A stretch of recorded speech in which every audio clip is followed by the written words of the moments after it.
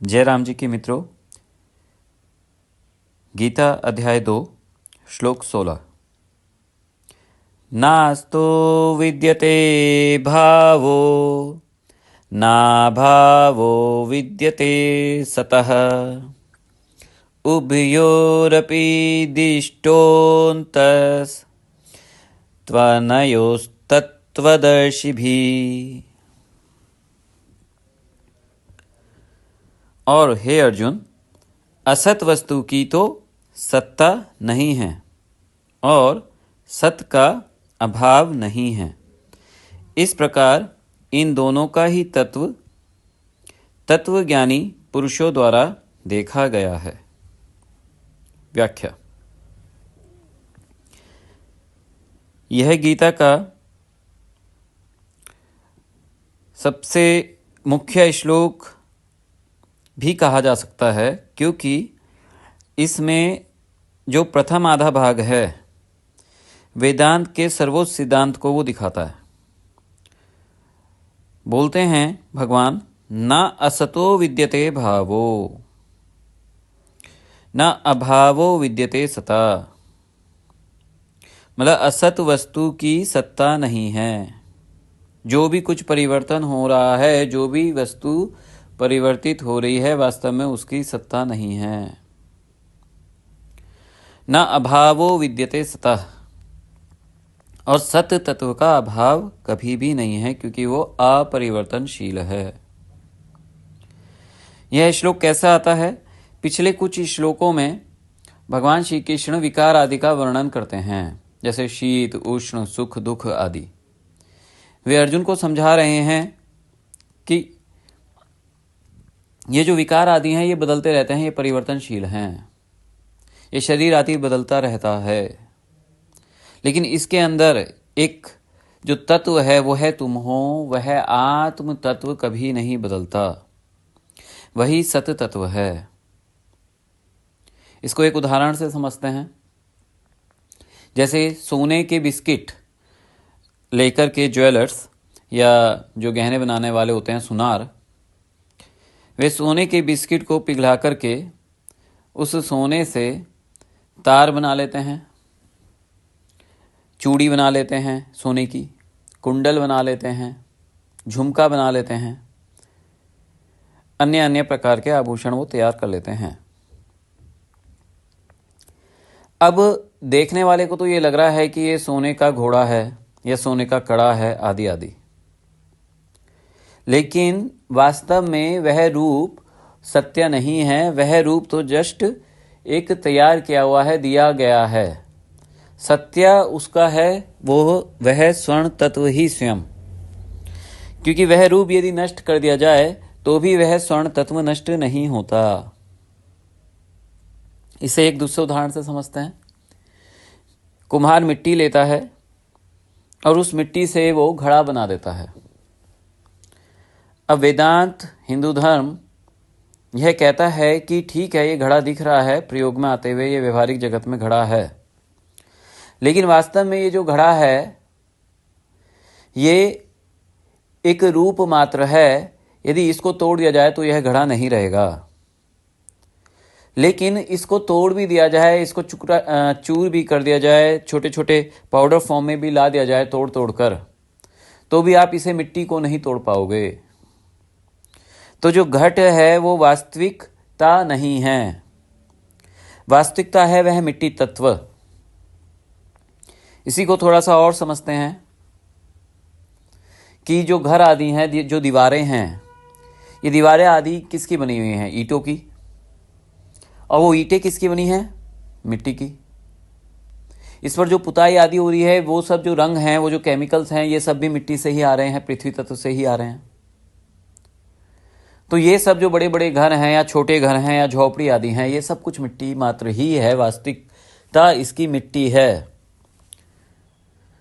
लेकिन व्यक्ति यदि इसके रूप में ही लगातार खोता चला जाए तो वो उस सत्य तत्व को नहीं देख पाएगा जिसके द्वारा वो निर्मित है।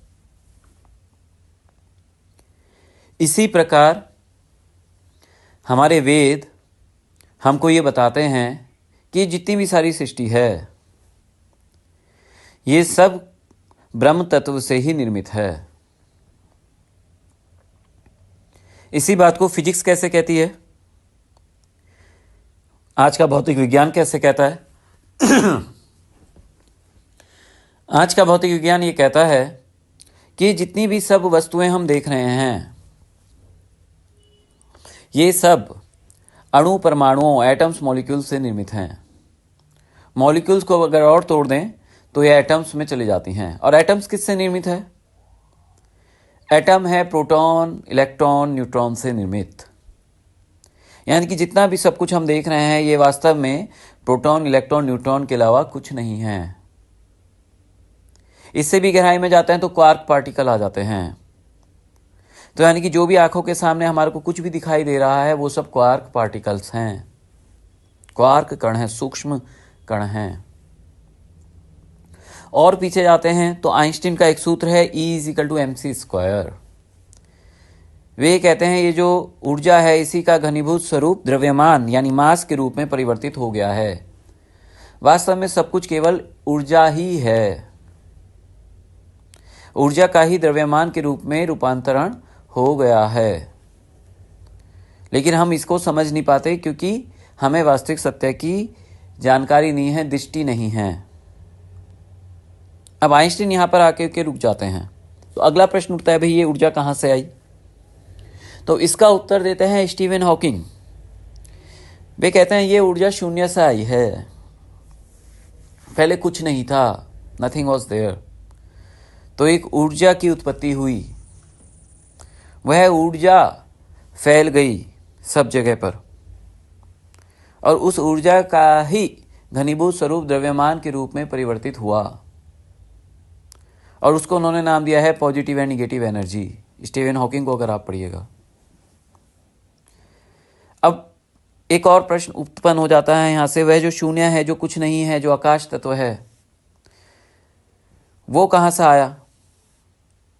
इसका उत्तर स्टीफन हॉकिंग नहीं देते, लेकिन इसका उत्तर देती है हमारी हिंदू धर्म की श्रुतियां। वेद वेदांत बहुत स्पष्ट कहता है कि ये जो शून्य है ये उस ब्रह्म तत्व से आया है। आकाश तत्व उस ब्रह्म तत्व से आया है। फिर वहीं से कण आदि आए हैं, सूक्ष्म कण आए हैं। उन सूक्ष्म कण के मिलने से जल, अग्नि, पृथ्वी आदि की उत्पत्ति हो रही है।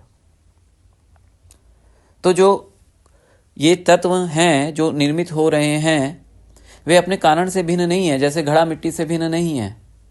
इसी प्रकार जो भी कुछ दृष्टिगोचर हो रहा है वह वास्तव में उस ब्रह्म सूक्ष्म तत्व से भिन्न नहीं है। सब कुछ ब्रह्म ही है, सर्वम खलविदम ब्रह्मा। इसलिए आद्य शंकराचार्य जी वेदांत में घोषणा करते हैं ब्रह्म सत्य जगन मिथ्या। मिथ्या का अर्थ यह नहीं है कि आपको कुछ दिखाई नहीं देगा। जैसे घड़ा मिथ्या है, मिट्टी सत्य है, इसका मतलब ये नहीं है कि घड़ा आपको दिखना बंद हो गया। लेकिन जो वास्तविक सत्य है, जिसमें परिवर्तन नहीं है, जो अपरिवर्तनशील है, वह है मुख्य सत्य। तो हमें उस मुख्य सत्य को पहचानना है, नाम और रूप में नहीं खोना है। जो इस नाम रूप में खो जाता है वो उस सत्य से दूर हो जाता है। तो भगवान श्री कृष्ण अर्जुन को ये बता रहे हैं कि जो तुम्हारे अंदर जो मैं की जो अनुभूति है ये ठीक वैसी ही है जैसे बचपन में तुमको होती थी, जवानी में जैसे तुमको होती थी, किशोरावस्था में जैसे तुमको होती थी, उसमें कोई परिवर्तन नहीं है। परिवर्तन आ रहा है तुम्हारे शरीर में। जो शरीर में परिवर्तन तुम देख रहे हो वो मैं सत्ता नहीं है, वो अहम तत्व नहीं है। अहम तत्व वास्तव में वह तत्व है जिसमें कोई परिवर्तन नहीं है। यह शरीर छूट जाएगा तो भी उस अहम तत्व में कोई परिवर्तन नहीं आता। वास्तविक अहम में वह आत्म तत्व तुम हो, उसको जानो, उसका कहीं अभाव नहीं है। और वह आत्म तत्व ही ब्रह्म तत्व है। वह सदा विद्यमान है, उसकी कभी भी असत्ता नहीं होती है। सदैव वह सत है, अस्तिता यानी हैपन उसमें सदैव रहता है। और जो कुछ तुम परिवर्तनियां ये सब देख रहे हो, रिश्ते नाते आदि आदि, ये सब बदलते जाएंगे, शरीर बदलते चले जाएंगे। ये पूर्ण सत्य नहीं है, ये व्यवहारिक रूप में दिखने वाले कुछ काल तक के क्षणिक सत्य मात्र हैं, वास्तव में ये सत्य नहीं है। तो जो तत्वदर्शी होता है, जो आत्मज्ञानी होता है, जो आत्मवेत्ता होता है, ब्रह्मवेत्ता होता है, वह यह जान लेता है कि आत्म तत्व का कहीं अभाव नहीं है। यह ब्रह्म तत्व ही विभिन्न रूपों में दृष्टिगोचर हो रहा है।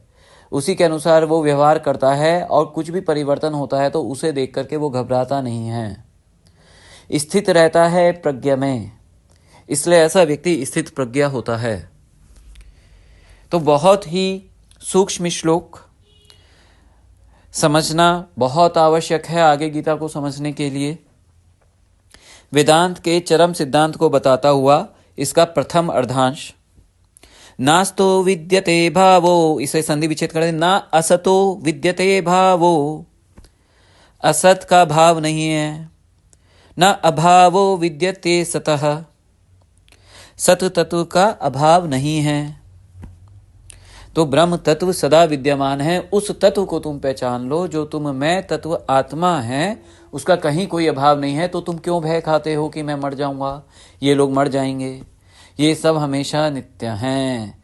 ऐसा नहीं है कि ये पहले नहीं थे, ऐसा नहीं होगा कि आगे नहीं होंगे, ये सदैव हैं। और जो तुम्हें दृष्टिगोचर हो रहा है वह है असत देह आदि तत्व, जिसमें तुम खोए हुए हो। इससे बाहर निकलो अर्जुन और युद्ध करने के लिए तैयार हो जाओ।